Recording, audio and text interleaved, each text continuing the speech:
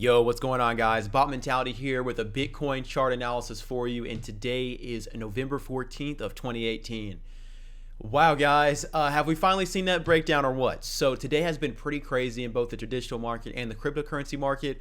You know, today we saw the Dow Jones close down 200 points. The SPY absolutely sold off from highs of 274 all the way down to lows of like 278 or 268. And then now you look at Bitcoin at the same time this was all happening. We have Bitcoin selling off on, right now I'm on Coinbase from the 6,300 level down to lows here of the $5,280 level.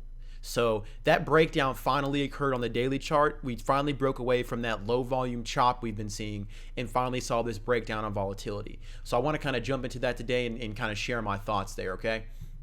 So first thing, let me jump back here on the daily. Let's zoom out here. Okay, the very first thing is, of course, we've been seeing lower highs since December. I've been talking about that multiple times on previous videos.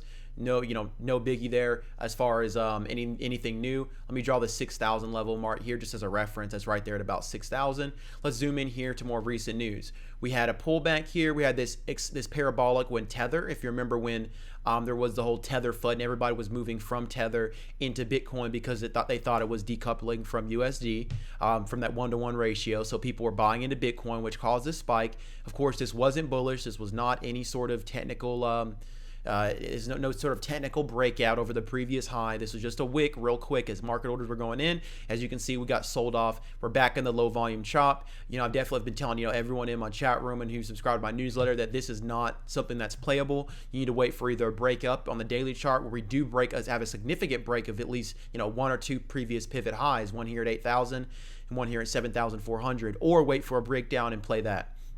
So we definitely were kept safe from this move. Everyone had took off their positions once we saw this tightening range, if they had any at all. And as you can see now, we saw that breakdown through that 6,000 level, through that orange line there. So what's significant about this? A couple different things. The first thing is, I'm on the daily right now. I'm zoom out a little bit here. We look at that volume, guys. This is huge volume.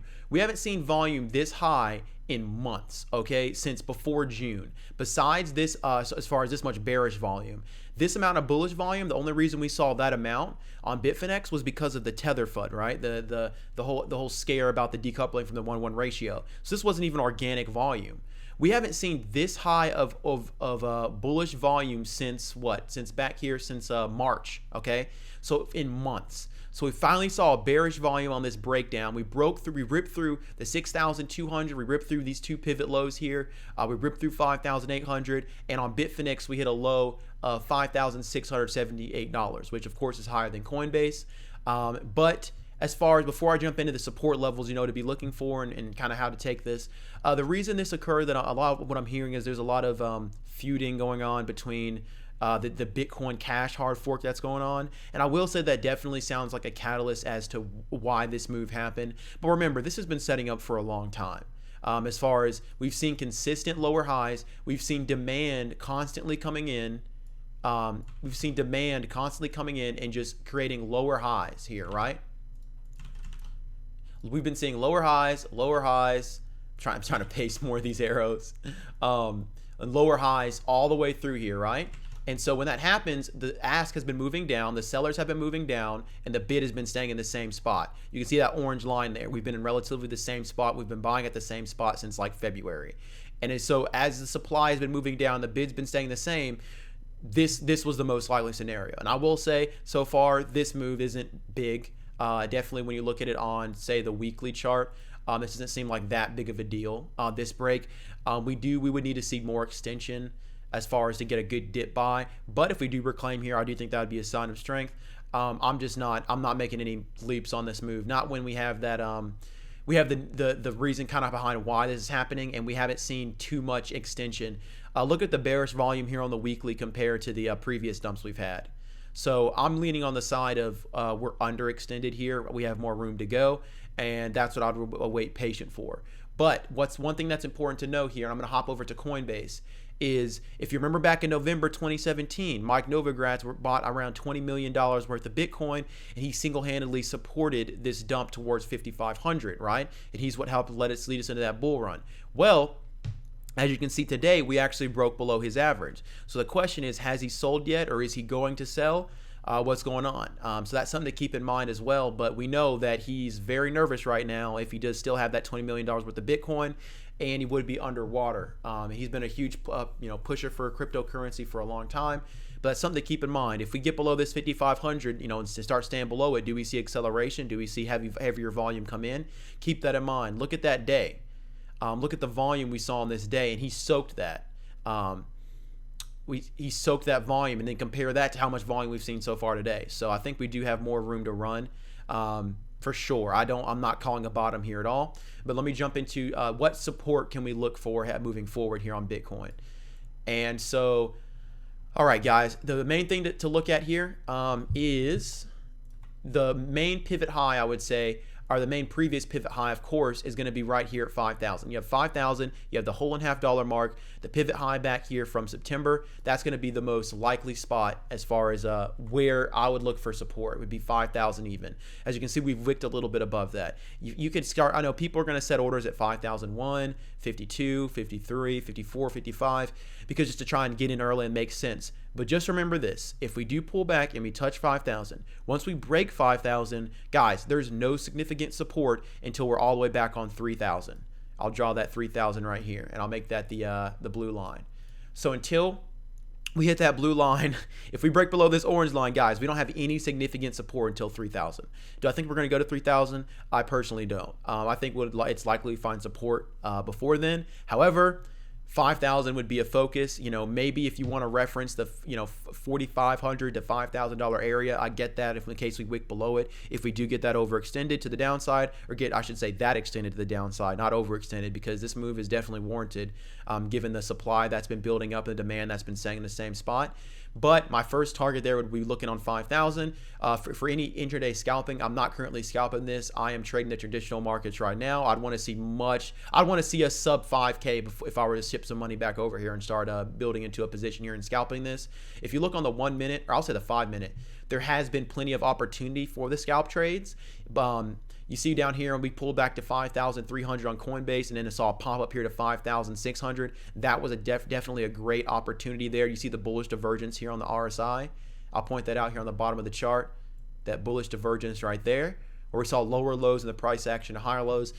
Simple patterns like that can help you as you're scaling into resistance or support below you. But the thing about it is, guys, it's right now the bears are definitely in control. It's definitely a seller's market because of how long we consolidated around that 6,000 and just now we're breaking down. So keep that in mind. And be careful if you're scalping. Definitely, I don't recommend this for any newer traders. You need to be able to act quickly and have your stops set in case we do see more continuation. So I don't personally think there's no reason for us to stop selling right now. I definitely do think we'll continue. You need to keep an eye on that $5,000 level. And of course, anything between 5,000 to 5,500, keep an eye on that. And then also remember on the daily chart, once we get below 5,000, there's no significant support until 3,000. So we could essentially just be in the air. So be careful about that, okay?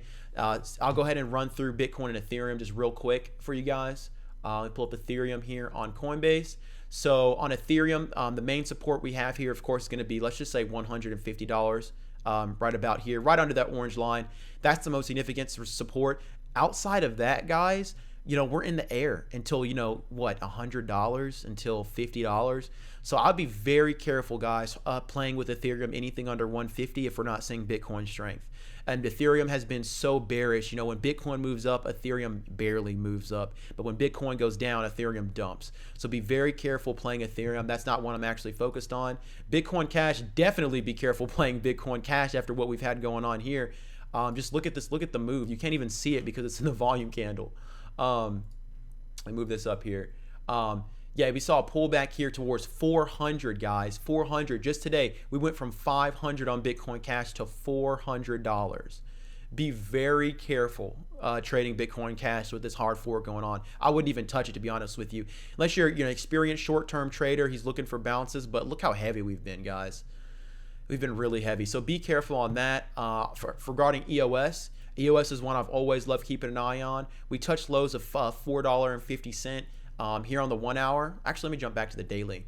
The biggest, you can see, look how low the volume we've seen recently, and we just saw a little bit of volume. This isn't even half of what we used to see on a daily basis on this breakdown.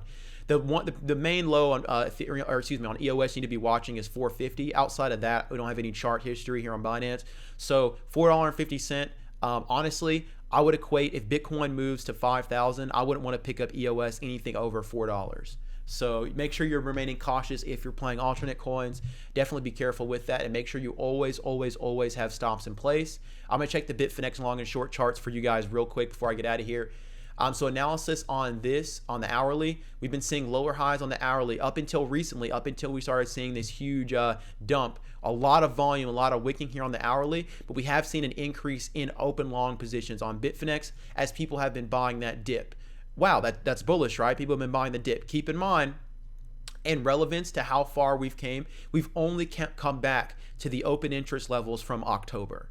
We haven't even seen many longs enter the market. And we'll jump over to the shorts, okay? As far as the shorts goes, we sold off pretty much back down those August levels that we normally see, as far as, where shorts were covering their positions. So shorts were supporting the market essentially from October 28th all the way through November 13th, because remember, when shorts are buying to close their positions, they're supporting the market, right? So shorts were supporting the market this whole time, and now all of a sudden they start adding to their positions, and we see that breakdown. So yeah, longs are buying this move, but it pales in comparison to the shorts. We've seen a much larger, let me look at the increase and just double check that. So a 33% increase on the open shorts.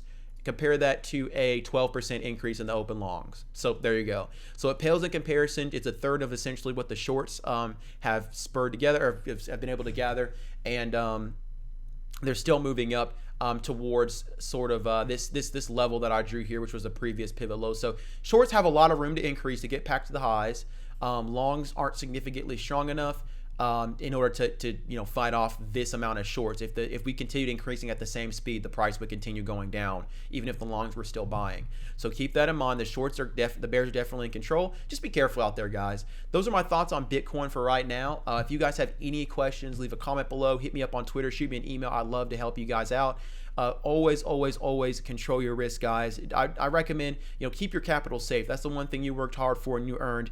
Don't, throw it away into an idea that where it can be so easily impacted by the opinions of others in the space, right? Or a hard fork, or just make sure you always give yourself the edge is what I'm trying to say. Protect yourself, protect your money. So yeah, I'm gonna go ahead and get out of here. I'll definitely keep you guys updated on any significant sharp developments. My name is Bot Mentality. Stay focused on controlling your emotions so you can develop that trading mentality, which is the bot mentality, which is trading like a machine. I'm out of here, guys. Deuces.